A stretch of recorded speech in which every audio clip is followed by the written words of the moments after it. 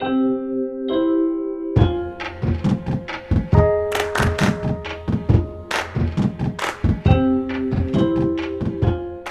inspiration for using the Massive Attack, I can't lay claim to. I really can't. It was definitely something that the producer at the time, Katie Swindon, had her eyes set on. You know, she heard this song, and I knew the song. I heard a remix, a house remix of it, which was really good.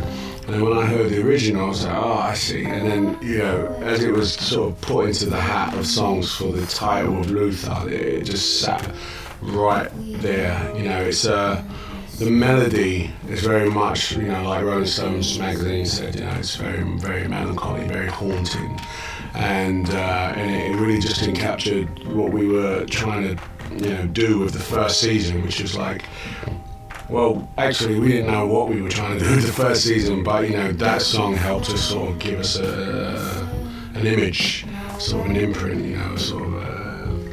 And so we were really lucky to get that song. I mean, it's a wicked song, I love it.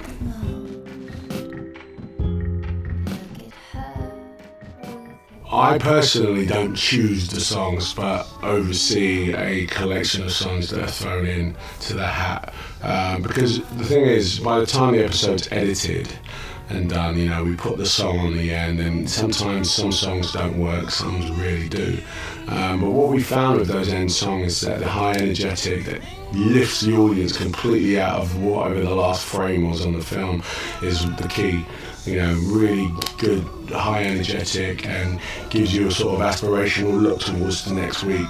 But they're great songs, and I think, you know, that's why this album is a proper unique album, is a proper unique Luther experience, because it is next week's episode.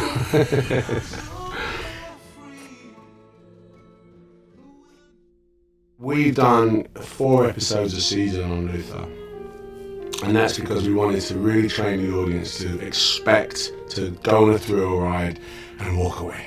You know, none of this sort of like 18 episodes, 12 episodes, you know, you kind of walk in and walk back out. You know, we're not a soap opera.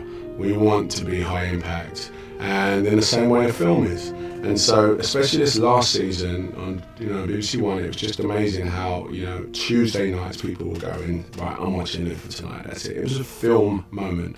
So I think the next incarnation is either doing something like that, but for television, and then going directly to a film.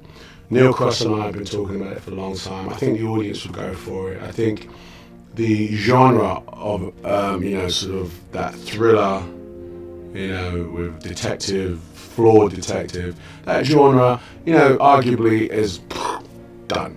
However, I think Neil and I have managed to find a way to reinvent it and make it a little bit cooler and a little bit more modern and, you know, unique to London as well. So that's why I feel a film will work, I really do.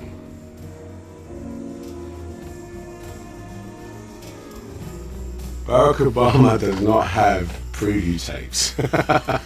He actually is a fan, and I do think he's going to be tuning in.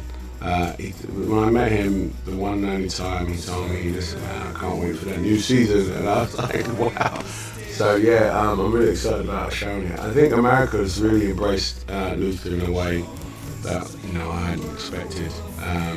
And interestingly enough, I think the music on this album will definitely be interesting for an audience of American, because the songs are pretty, you know, the UK, you know, like English songs, and I think that the American market might go for these songs as well as an independent album, because it's a banging album, you know. Each one of those songs that we put on each episode, in an episode, is a good song, and I think, you know, in America it's just as impactful.